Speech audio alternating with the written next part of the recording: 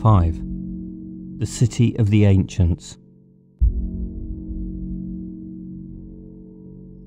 We tramped through the night, covering 10 or 12 miles before, with the summer dawn edging over the horizon, we broke off to rest and eat. While we rested, Beanpole told us the reason for the men rushing out from the tavern to catch us the previous night. Some of the local boys had been damaging the boats on the Hard, and the sailors thought we were the culprits. A stroke of bad luck, though it had turned out well. He told us something about himself also. His parents had died when he was a baby, and his uncle and aunt owned the tavern. They seemed to have looked after him all right, but in a distant way, with not much affection, or, at any rate, not much shown. I got the impression that they may even have been a little scared of him. This is not as silly as it sounds, because there was one thing that stood out about him. He had quite a tremendous brain. His speaking English, for instance. He'd found an old book, given instructions in the language, and taught himself. And the contraption on his face, his eyesight was poor, and he had worked it out that, since mariners' telescopes helped sailors to see at a distance, a glass in front of each eye might enable him to see more clearly. He had messed about with lenses until he found some that did. There was other things he had tried, with less success, but you could see how they might have worked. He had noticed that hot air rises and had filled a pig's bladder with steam from a kettle and seen it go up to the ceiling. So he had tried making a big balloon out of oilskin and fixing it to a platform with a brazier under the opening, hoping it would rise into the sky. But nothing happened. Another idea that had not worked out had been for putting springs on the ends of stilts. He had broken a leg the previous year trying that one out. Lately, he'd been more and more uneasy about the prospect of being capped, rightly guessing that it would put an end to his inventing things. I realised that it was not just Jack and myself and Henry who had doubts about capping. Probably everyone, or almost everyone, felt like that. But because adults were all on the side of the tripods, dared not say so. Beanpole said his balloon idea had come from this, a thought of himself drifting through the sky to strange lands, perhaps somewhere finding one where there were no tripods. He had been interested in us because he had guessed we came from the north of the sea, and there were stories that the tripods were fewer there. We came to a crossroads, not long after restarting our journey, and I was once more made aware of our luck in finding him. I would have taken the road south, but he chose west, because of what he said sounded like Schmand Fair. I do not know your name for it. What is it? Henry asked. It's too hard to explain. I think you will see. The Schmand Fair started inside a town, but we skirted it and reached a small hill, topped with ruins, on the southern edge. Looking down, we could see a track on which were two parallel straight lines, gleaming in the sunshine, which ran from the town and disappeared in the far distance. The town end had an open space where half a dozen objects looking like great boxes on wheels were linked together. As we watched, a dozen horses were harnessed in pairs and yoked to the nearest of the boxes. A man was mounted on the lead pair and another on the second pair from the box. At a signal, the horses strained forward and the boxes began to move, slowly and then faster. When they were going quite fast, the 8 horses in front broke free and galloped obliquely away. The remaining 4 continued pulling the boxes on and past our vantage point. There were 5 boxes altogether. The 2 in front had openings in their sides and we could see people sitting in them. The rest were closed. Beanpole explained that 12 horses were needed to start the wheels rolling along the lines, but once they were moving, 4 were enough. The Schmand Fair took goods and people south for a long way, more than 100 miles it was said. It would save us a lot of walking. I agreed, but asked how we were going to get aboard, since the horses had been going at full tilt when it passed us. He had an answer for that too. Although the ground on which the lines were laid looked level, there were parts with slopes up or down.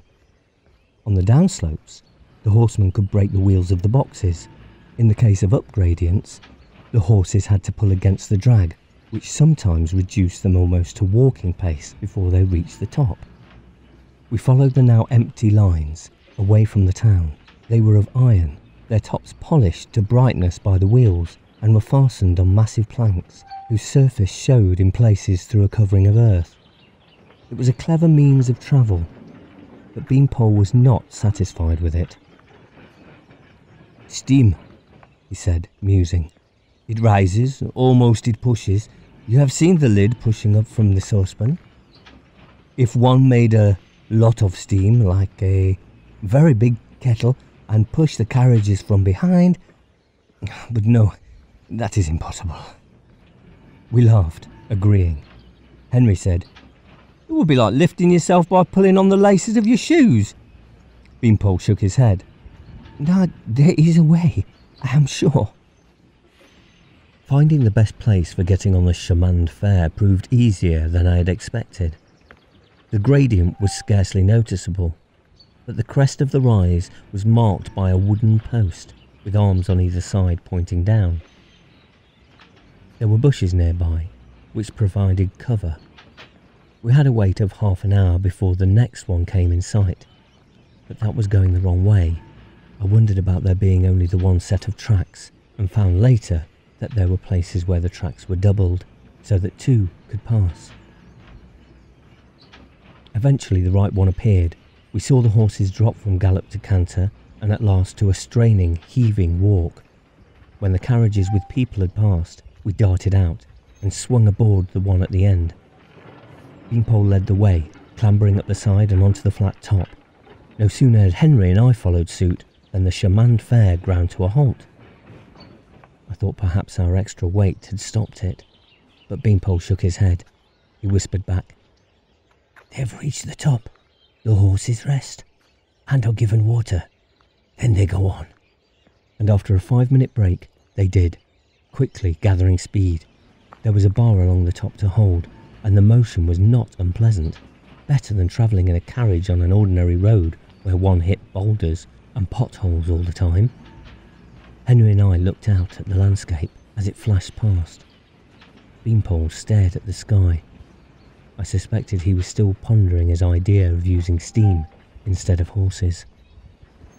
It was a pity, I thought, that with so many ideas in his head, he could not learn to tell the difference between the sensible and ridiculous ones. From time to time there were halts in the villages, and people got on and off, and goods were loaded and unloaded. We lay flat and kept silent, hoping no one would come up on top. Once a large millstone was unloaded, with a lot of panting and cursing from directly beneath us. I recalled what difficulty my father had found in getting a new millstone up to Wurton. There was a raised bank not far from the village, which ran straight for miles, and it occurred to me that Shamand Fair could be built along that, or perhaps had been built long ago, before the tripods. The thought, like so many others recently, was startling. Twice we saw tripods in the distance. It struck me that, being more numerous in this country, they must do a great deal of damage to crops. Not only crops, Beanpole said. Animals were often killed by the great metal feet, and people too, if they were not quick enough to get out of the way. This, like everything else, was taken for granted, but no longer by us. Having started asking questions, each doubt set loose a score of others. Toward evening, during a halt to refresh the horses, we saw a town in the distance.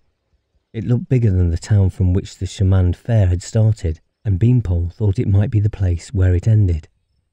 It seemed a good opportunity to take our leave, and we did so when the horses began to move again to the cries of the horsemen. We slipped off as the Shamand Fair gathered speed and watched the carriages roll away. We had been travelling almost continuously southeast. a distance of anything from 50 to 100 miles. Less than 100 though, or we ought to have seen what was shown as a landmark on the map, the ruins of one of the great cities of the ancients. The thing to do, we agreed, was head south. We travelled on while the light held. It was warm still, but clouds had come up. We looked for shelter before darkness halted us, but could find nothing, and settled at last for a dry ditch. Fortunately, it did not rain during the night. In the morning, clouds still threatened, but no more than that, and we had a snack of bread and cheese and continued on our way. We went up a rise beside a wood, which would offer cover if there were a risk of being seen. Henry reached the top first and stood there, stock still and staring ahead. I quickened my step, anxious to see what he was gazing at. When I reached him, I too stopped in wonder. It was the ruins of the great city which lay ahead of us, a mile or two distant. I had never seen anything remotely like it before. It stretched for miles, rising in hills and valleys. The forest had invaded it. There was the tossing green of trees everywhere, but everywhere also the grey and white and yellow bones of buildings. The trees followed lines along them, like veins in some monstrous creature. We stood in silence until Beanpole murmured, "My people built that." Henry said, "How many live there? Do you think? Thousands? Hundreds of thousands? A million?" I said, "We shall have to go a long way round. I can see no end." "Around?" Beanpole asked. "But why? Why not through?" I remembered Jack and his story of the huge ship in the harbour of the great city south of Winchester. It had not occurred to either of us that he might have done more than gaze from a distance. No one ever approached the great cities, but that was the way of thinking that came from the tripods and the caps. Beanpole's suggestion was frightening, and then exciting. Henry said, in a low voice, "Do you think we could get through?" "Oh, we can try," Beanpole said. "If it is too difficult, we can return." The nature of the veins became clear as we approached. The trees followed the old streets, sprouting out of the black stone of which they had been built, and thrusting their tops up above the canyons formed by the buildings on either side. We walked in their dark, cool shade, at first in silence. I did not know about the others, but I needed all the courage I could summon up. Birds sang above our heads, emphasizing the quietness and gloom of the depths through which we made our way. Only gradually did we start taking an interest in our surroundings and talking, at the beginning in whispers, and then more naturally. There were strange things to be seen. Signs of death, of course. The white gleam of bone that had once borne flesh. We had expected that. But one of the first skeletons we saw was slumped inside a rusted oblong humped in the middle which rested on metal wheels, rimmed with a hard black substance. There were other similar contraptions, and Beanpole stopped by one and peered inside. He said, "Places for men to sit, and wheels? So, a carriage of some nature." Henry said, "Why, it can't be. There's nowhere to harness the horse, unless the shafts rusted away." "No," Beanpole said. "They are all the same. Look." I said, "Perhaps they were huts for people to rest in when they turned tired of walking." "With wheels?" Beanpole asked. "No, they were carriages without horses, I am sure." "Pushed by one of your big kettles, maybe," Henry said. Beanpole stared at it. He said, quite seriously, "Perhaps you are right." Some of the buildings had fallen down from age and weathering, and in places, many, whole rows sometimes, had been flattened, crushed it seemed, by a hammer from the sky, but a great number were more or less intact, and eventually we ventured inside one. It had been a shop, plainly, but of enormous size. There were tins everywhere, some still piled on shelves, but most of them scattered on the floor. I picked one up. It had paper around it with a faded picture of plums. Other tins had pictures too, fruit, vegetables, bowls of soup. They had held food.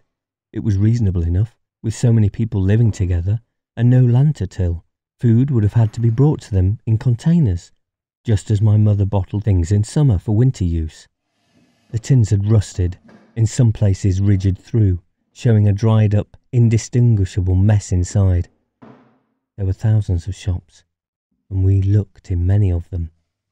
Their contents amazed us, great bolts of mildewed cloth, still showing weird colours and patterns, row on row of crumbling cardboard boxes, full of rotting leather shoes, musical instruments, a few familiar but most incredibly weird. Figures of women, made from a strange hard substance, clothed in the tattered remnants of dresses, and a place full of bottles, which Beanpole told us was wine. He broke the top off one, and we tasted it, but pulled faces at the sourness. It had gone bad long ago. We picked up some things and took them with us. A knife, a small axe with an edge that was rusted but could be sharpened, a kind of flask made of translucent blue material, very light in weight, better than the flasks Henry and I had got from Captain Curtis, candles, things like that.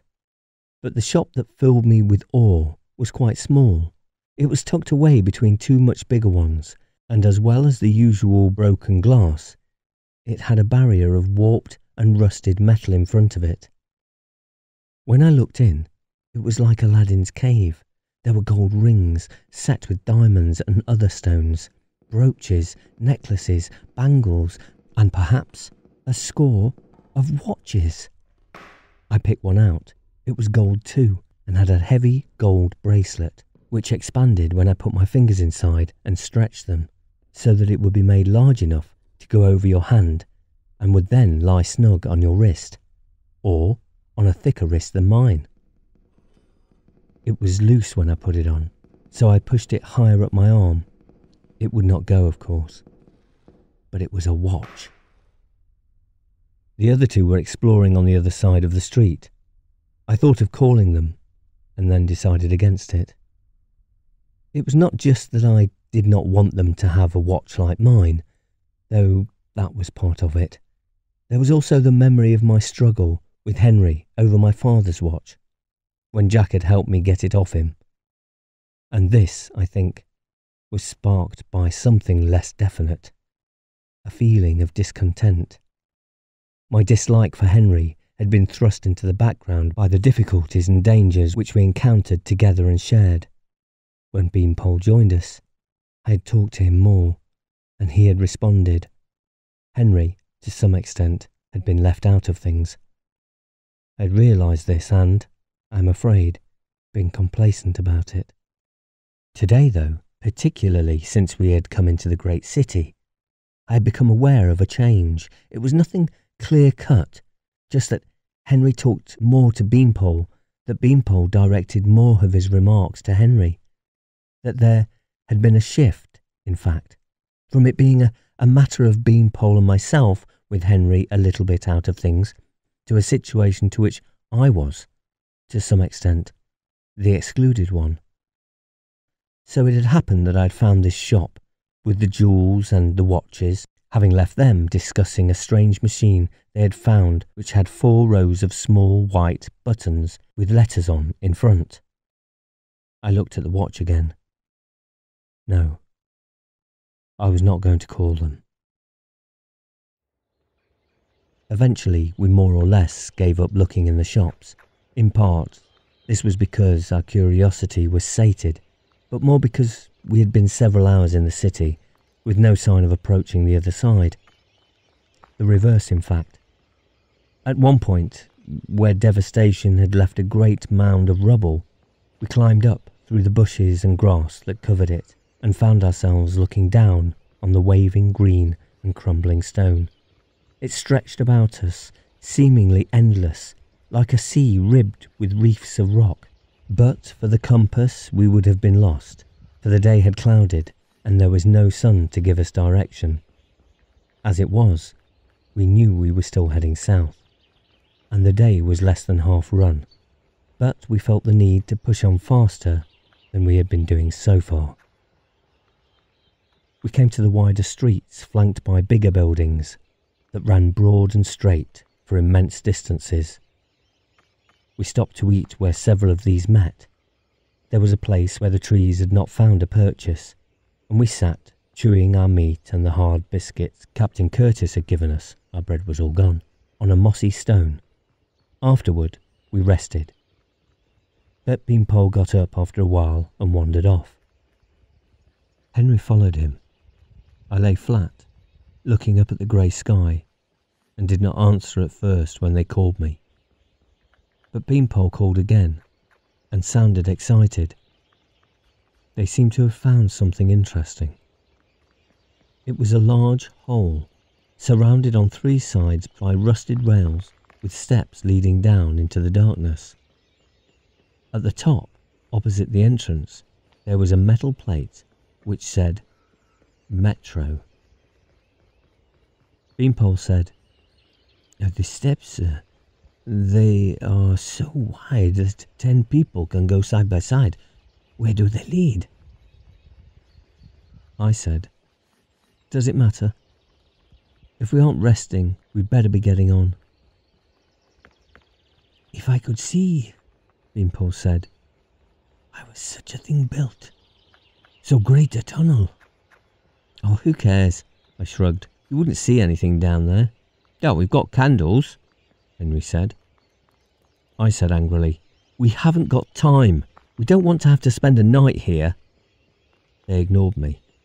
Henry said to Beanpole, We could go a bit of the way down and see what there is. Beanpole nodded. I said, It's stupid. Henry said, You don't need to come if you don't want to. You can stay here and rest. He said it indifferently, already rummaging in his pack for the candles. They would have to be lit, and I was the only one with a tinderbox. But they were determined, I realised, and I might as well give in with as good as grace as I could manage. I said, I'll come with you. I still think it's pointless, though. The stairs descended first into a cavern, which we explored as well as the meagre light of the candles permitted. Being less subject to the elements, things had deteriorated less here than in the world above. There were queer machines showing patches of rust but otherwise undamaged, and a kind of hut with glass in the windows intact. And there were tunnels leading off the cavern, some like the one by which we'd entered, with stairs going up, others leading still farther down. Beanpole was all for exploring one of these, and got his way for want of opposition. The steps went a very long way, and at the bottom there was another small tunnel going to the right. Whatever slight interest I had had was gone by now. All I wanted was to get back up into the daylight, but I was not going to suggest this. I had an idea, from the increasing lack of enthusiasm in his replies to Beanpole's comments, that Henry was no more keen than I was on going farther, perhaps less. I reckoned I could leave it to him to call a halt before Beanpole went too far. Beanpole led the way through the small tunnel, which twisted and ended in a gate of heavy iron bars. It creaked as he pushed it open. We followed him, though, and stared at what we could now see. It was yet another tunnel, but far bigger than the others. We stood on level stone, and the tunnel curved up over our heads and went on beyond the limits of our light. What amazed us, though, was the thing that stood there. I thought at first it was a house, a long, low, narrow house of glass and metal, and wondered who would have chosen to live here, deep in the earth. Then I saw that it stood in a wide ditch running alongside our level. that there were wheels under it, and that the wheels rested on long metal bars. It was a kind of chemin de fer, but to travel where? Could this tunnel run for 100 miles, as the track of chemin de fer had done, but underground? To a buried city, perhaps, whose wonders were even greater than those of the city above us? And how? We walked along and found that carriage was joined to long carriage, 4, 5, 6, we counted, and a little way past the last carriage was the mouth of a smaller tunnel, and the empty lines ran into it and were lost. The last carriage ended with windows looking ahead. Inside there was a seat, levers, instruments. I said, no place to attach the horses. And who would have horses pulling underground? Henry said, they must have used your steam kettle. Beanpole was staring greedily at the strange instruments. Or a thing more wonderful, he said. On the way back, we looked inside the carriages. Parts of their sides were open so that one could step into them. There were seats, but a clutter of old things as well, including heaps of tins of food, such as we'd found in the shops, but unrusted. The air down here was cool and dry, as it must be all the time. Other things we could not understand. A rack full of wooden things, ending in iron cylinders, for instance. They had small half loops of iron on one side with a little iron finger inside. The finger moved when you pressed it, but nothing happened. So they carried goods, Beanpole said. And people, since there are seats. Henry said, what are these? It was a wooden box, full of what looked like large metal eggs, as big as goose eggs. He picked one out and showed it to Beanpole. It was made of iron, its surface grooved into squares, and there was a ring at one end. Henry pulled it, and it came away. Beanpole said, can I look? Henry handed the egg to him, but clumsily it fell before Beanpole could grasp it, dropped to the floor, and rolled. It went over the edge of the floor and dropped into the ditch beneath. Henry was going after it, but Beanpole caught his arm. Leave it, there are others. He was bending down toward the box when it happened. There was a tremendous bang under our feet, and the great steel carriage shuddered with the violence of it. I had to clutch an upright pillar to prevent myself being thrown to the ground. Echoes of the bang reverberated around the tunnel, like diminishing hammer blows. Henry said shakily, "Oh, what was that?" But he did not really need telling. Beanpole had dropped his candle, and it had gone out. He put it to Henry's to relight it. I said, if it had not rolled down below the carriage. There was no need to fill in details. Beanpole said, like fireworks, but more powerful. What would the ancients use such things for? He picked up another egg. Henry said, I shouldn't mess about with them. I agreed, though I said nothing. Beanpole handed Henry his candle, so that he could look at the egg more carefully. Henry said, if it goes off... Oh, they did not go off before, Beanpole said. They were brought here. I do not think touching will do anything. The ring... He put his finger into it. You pull it out and it fell. And then, a little later, before I properly understood what he was doing, he wrenched the ring from the egg.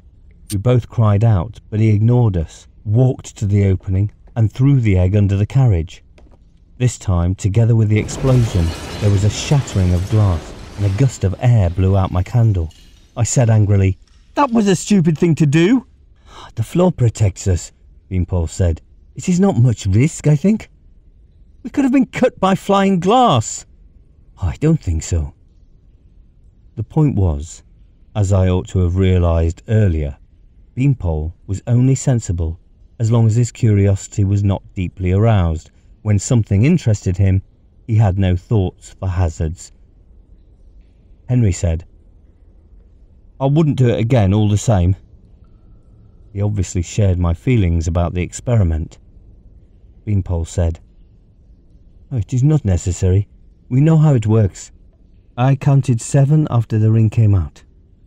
It was nice to feel that I was part of the majority again, even though the other part was Henry. I said, "All right, so you know how it works. What good does that do?" Beanpole did not reply. He had found himself a pack in one of the shops. The leather was green and mouldy but cleaned up fairly well, and he was now taking eggs from the box and putting them inside. I said, "You're not taking those with you, are you?" He nodded. "They will be useful, perhaps." "For what?" "I do not know, but something." I said flatly, "You can't. It's not safe for us either." "There is no danger unless the ring is pulled." He had put 4 in his pack. I looked towards Henry to back me up, but he said, "Well, I suppose they might come in handy." He picked one up and hefted it in his hand. "Well, they're heavy. I think I'll take a couple, though." I did not know whether he was saying this because he really meant it or to spite me. It did not make much difference. I thought bitterly. I was back in the minority. We made our way up through the tunnels, and I was very glad to see the sky, even though it was a still darker grey, with clouds lower and more menacing. Not long afterward, our way was barred by a river running clear and swift between high banks. There had been many great bridges spanning it, but those we could see had been partly or altogether destroyed. The one directly before us was marked only by 6 pillars of rubble, with the water boiling around them. With nothing to choose between the alternatives, we followed the river to the east. 4 bridges proved hopeless, and then the river forked. It seemed to me that this meant that if we continued toward the east, we should have to find bridges intact over both branches, doubling the difficulty, and that our best course was to go back and try in the opposite direction. But Henry was opposed to turning back, and Beanpole supported him. There was nothing I could do but tag along resentfully. My resentment was not diminished by the fact that the very next bridge was intact enough to cross, though the parapet had completely gone at one side, and in the middle, the bridge itself had a hole bitten out of the edge, which we had to skirt warily. On the far side, there were relatively few trees, and the buildings were massive. Then we came to an open space, and saw at the end of it a building which, even in ruins, had a magnificence that compelled the eye. There had been twin towers in front, but one of these had been sliced down the side. On them, and on the whole facade, were carvings in stone, and from roofs and angles stone figures of monstrous animals probed the quiet air. It was a cathedral, I guessed, and it looked bigger even than the great cathedral in Winchester, which I had always believed was the biggest building in the world.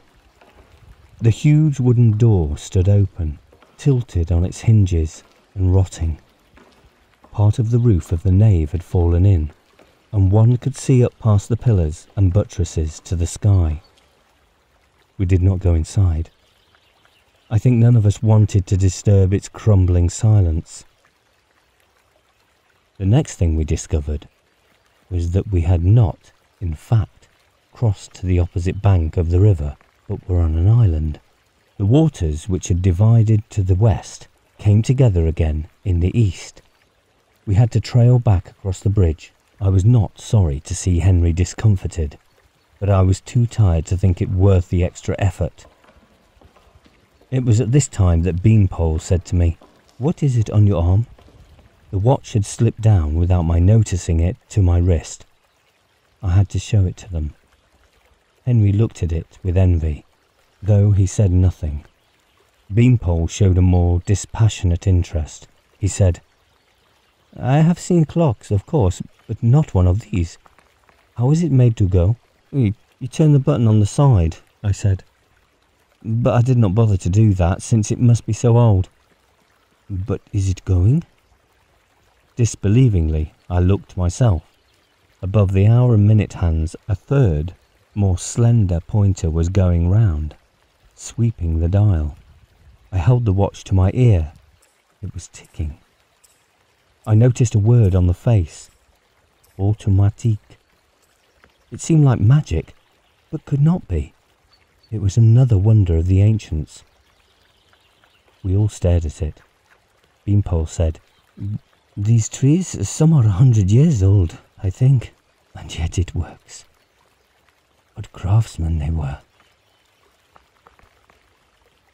We got across the river at last, half a mile farther up. There was no sign of the city coming to an end.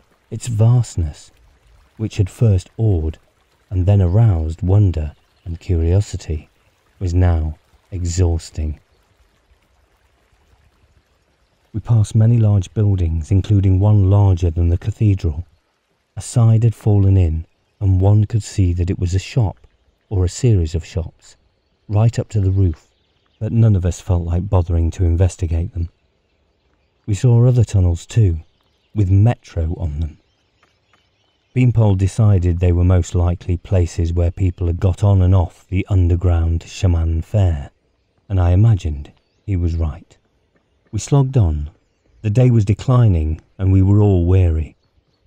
By the time we had our evening meal, a limited one because food was beginning to run short, and there was no way here of getting more, it was plain that we would have to spend the night in the city.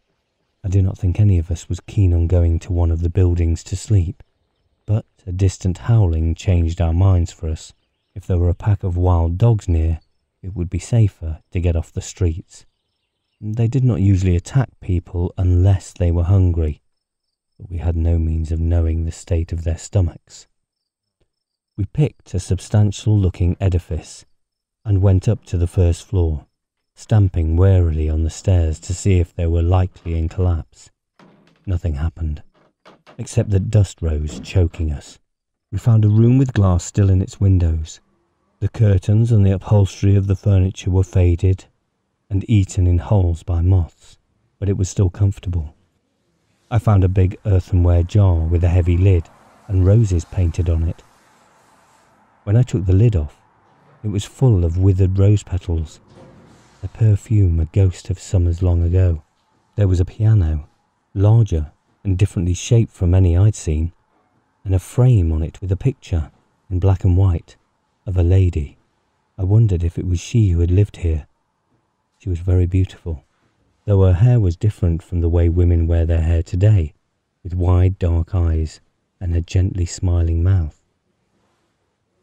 In the night I awoke, and there was the scent still in the air, and moonlight from the window fell across the top of the piano, and I almost thought I could glimpse her there, her slender white fingers moving across the keys, that I could hear the phantom music. It was nonsense, of course, and when I fell asleep again, I did not dream of her, but of being back in the village, in the den with Jack, in the time when I had not learned to worry over caps and the tripods, when I thought never to travel farther from Werton than Winchester, and that no more than once a year. The moonlight was misleading in the morning. Not only were the clouds back, chasing each other in an endless pursuit of monotonous grey, but a dreary deluge of rain was sheeting down out of the sky. Even though we were anxious to get clear of the city, we did not feel like tackling these conditions.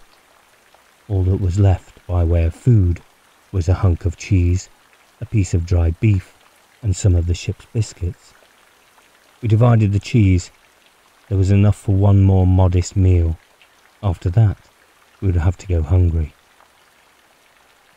Henry found a chess set, and he played a couple of games with Beanpole, who won easily. I then challenged him, and was also beaten. Finally, I played against Henry. I expected to beat him because I thought I'd done better against Beanpole, but I lost in about 20 moves. I felt fed up by this and the weather and being still hungry, and refused his offer to play again.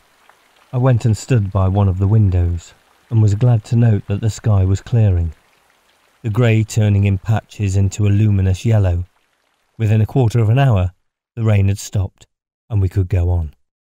The avenues through which we travelled were gloomy at first, the surface puddled with water, or, where trees had split it, of sodden earth.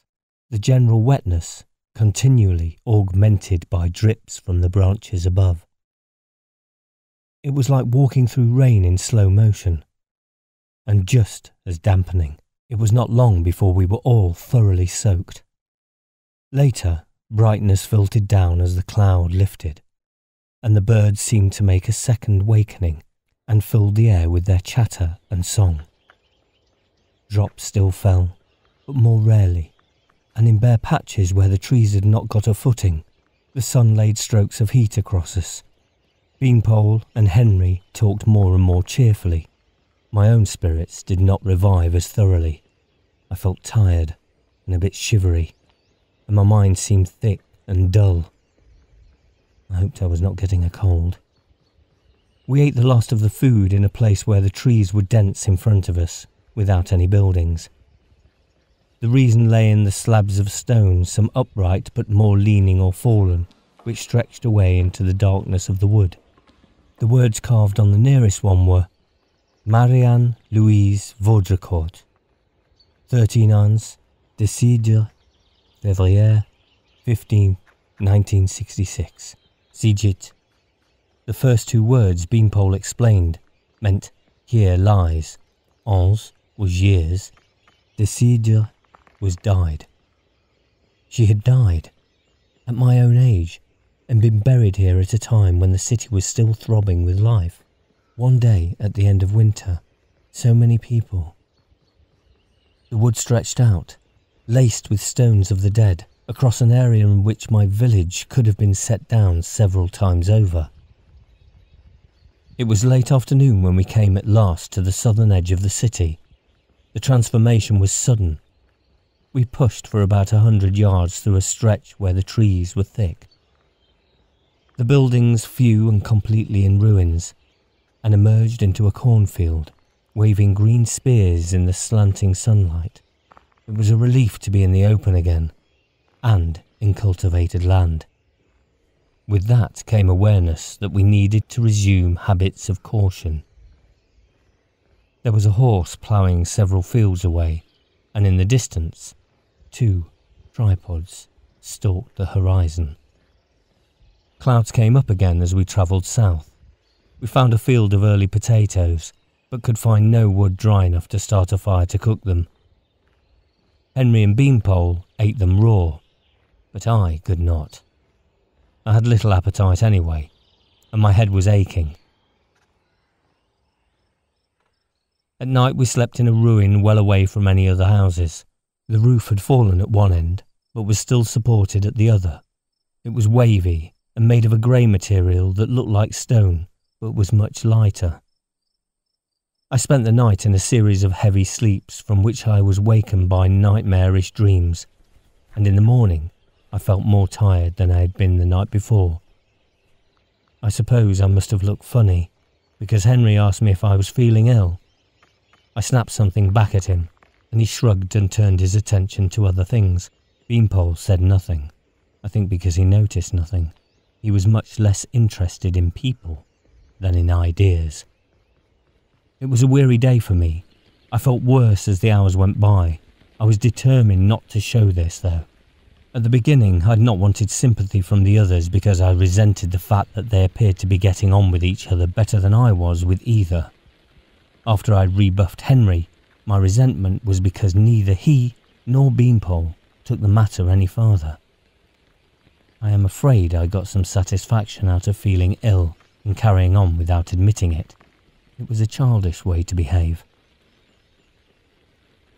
At any rate, my lack of appetite did not make much impression because we were all on short commons. I was not bothering anyway, but Henry and Beanpole found nothing. We'd reached the wide river, flowing southeast, which the map told us we should follow. And Henry spent half an hour at one place trying, without success, to tackle trout up from under the bank. While he did so, I lay gazing stupefied at the cloudy sky, grateful for the rest. Toward evening, After endless fields of young wheat and rye, we came in sight of an orchard. There were rows of cherry, plum and apple. The apples would be small and unripe still, but even from a distance we could see golden and purple plums and cherries black or red and white against the green of the leaves. The trouble was that the farmhouse was right by the orchard and would have a good view of anyone moving among the long straight ranks of trees. Later, of course, with the onset of darkness, it would be different. Henry and Beanpole disagreed as to what we should do. Henry wanted to stay, where there was an assurance of some kind of food at least, and wait for the chance to get at it. Beanpole was for pressing on, hoping to find something else, or something better, in the couple of hours' light that remained. I got no pleasure this time out of their opposition. I was feeling too heavy and ill to bother. I supported Henry, but only because I was desperate for the rest. Beanpole gave in, as always with a good grace, and we settled down to let the time pass. When they tried to rouse me to go with them, I paid no heed, being too sunk in lethargy and general wretchedness, and eventually they left me and went on their own. I had no idea how much later it was that they came back, but I was aware of them trying to rouse me again, offering me fruit and also cheese, which Beanpole had managed to steal from the dairy which abutted on the farmhouse. I could not eat anything, could not be bothered to try, and for the first time they appreciated that I was ill and not merely sulking. They whispered together and then they half lifted, half dragged me to my feet and hauled me away, supporting me between them. I learned later that there was an old shed at the far end of the orchard which did not seem to be in use, and they thought it best to get me there. Rain was threatening again, and it did rain during the night. I was aware only of the stumbling and being pulled along, and at last being allowed to collapse on an earth floor. There were more sweating sleeps after that, and more dreams, from one of which I emerged shouting. The next thing I realised with any precision was that a dog was growling nearby. Shortly afterward, the door of the shed was flung open, and a shaft of hot sunlight fell on my face, and I saw the dark outline of a gaitered man against the light. It was followed by more confusion, by loud voices in a strange tongue. I tried to struggle to my feet but fell back. And the next thing after that, I was lying in cool sheets in a soft bed, and a grave, dark-eyed girl in a blue turban-like cap was bending over me. I looked past her in wonder at my surroundings, a high white ceiling worked in arabesque, walls of dark panelled wood, hangings of thick crimson velvet around the bed. I had never known such luxury.